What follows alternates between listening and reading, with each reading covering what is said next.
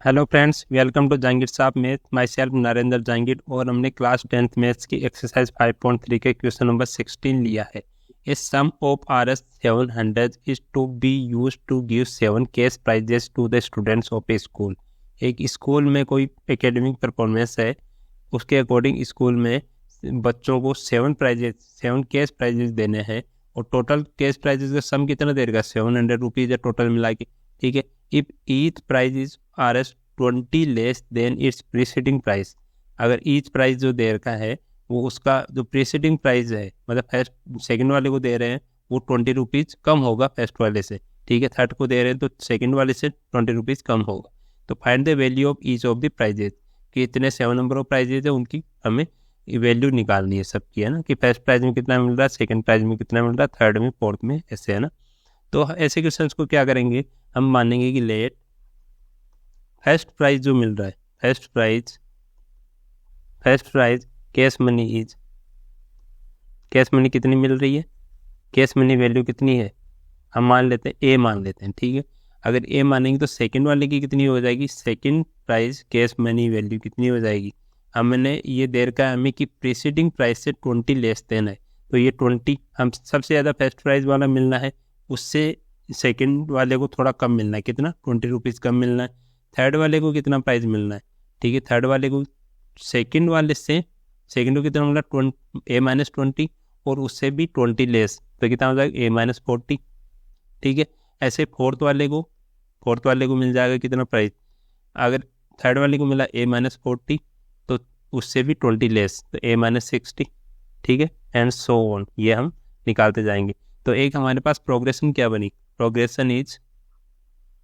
Progression जो price का money है, मनी की वैल्यू है, उसकी प्रोग्रेशन बनी A-20, A-40, A-60 and so on, ये मिली है ना। और कितने प्राइजेज है? नंबर ऑफ प्राइजेज कितने? टोटल नंबर ऑफ प्राइजेज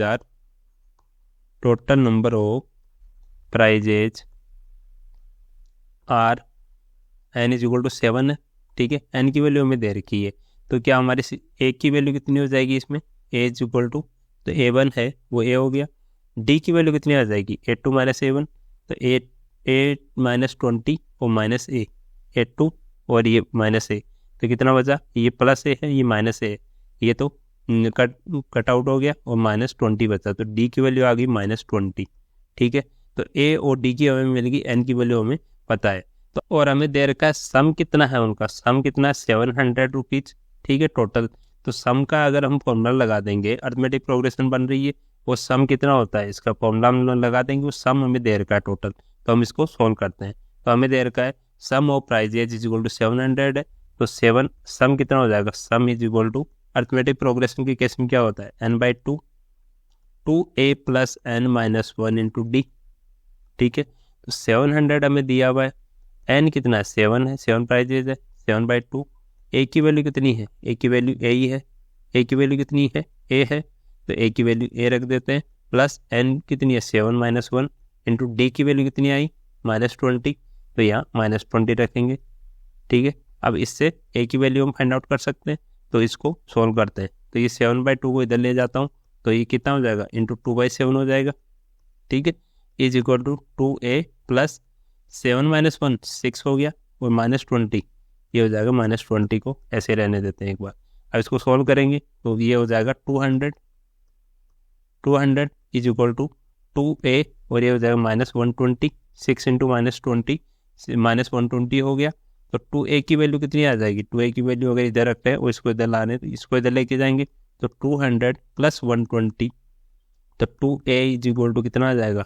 320, और a की वैल्यू हमारे पास कितनी आ जाएगी? 320 डिवाइडेड बाई 2, ये आ जाएगा a 160, a is equal to 160 rupees आ गई है ना। a क्या था हमारा?